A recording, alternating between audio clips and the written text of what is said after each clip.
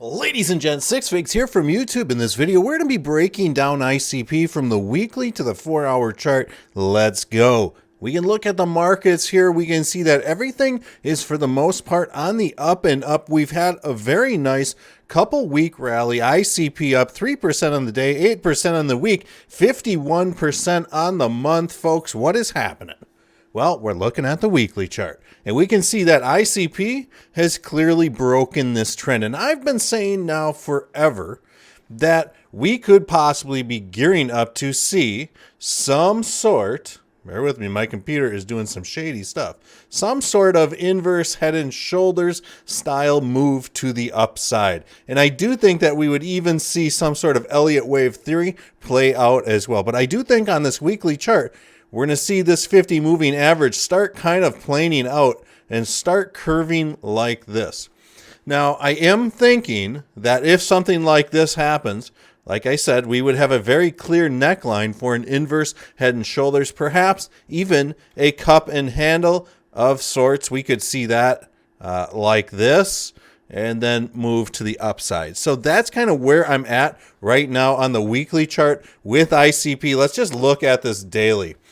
We've been seeing some really heavy resistance on this 200 moving average, folks. We can also note there is a very clear as day possible Elliott wave theory impulse to the upside.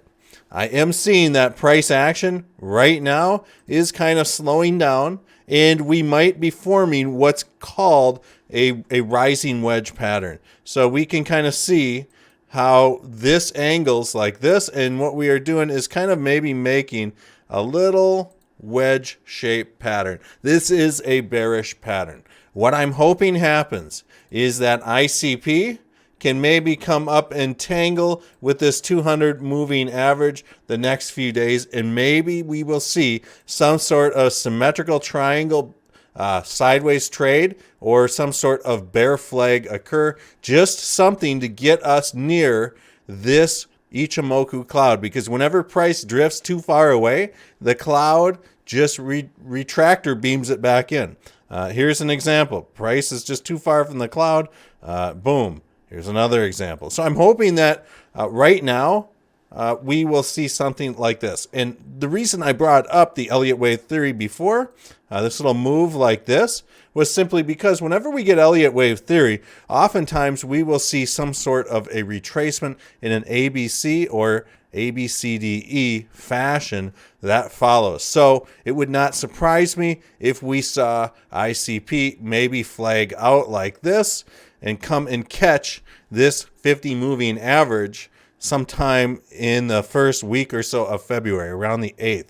Again, this is all very speculative stuff. These markets are crazy, and it just seems like everything is just kind of defying technical analysis from time to time, or more oftenly.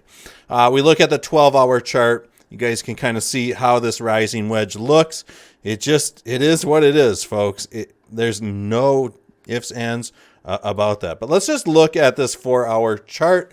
And yeah, I mean, folks, this is a rising wedge. I love ICP, and I want this thing to pump to the heavens. But at the same time, you know, it is what it is. We are seeing this rising wedge, this upward angular consolidation happen on the charts. So it's going to get interesting to see what happens. Now, you're probably wondering, okay, well, if this rising wedge really does happen, where could we expect this thing to fall?